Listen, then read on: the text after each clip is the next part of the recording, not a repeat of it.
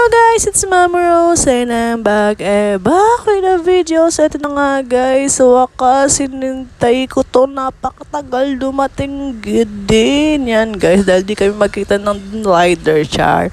So yun na nga guys, umorder po ako ng Super Crunch Premium Chocolate sa TikTok shop. So ayun na nga po guys, alam nyo ho ba na puyat ako kaka-add to cart. Yung isa yung kinukuha ko pero ang bilis maubos, laging sold out. So ayan po ang check out ko. Yan ay 150 pesos sa totoong buhay. Pero na-check out ko lang siya ng 130 pesos. Free shipping na po yan.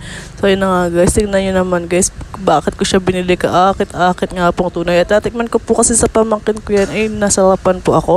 So ayan, pinatikim ko Chichi. Ayan, lumaki ang mata niya. At patikimin na kay Papa.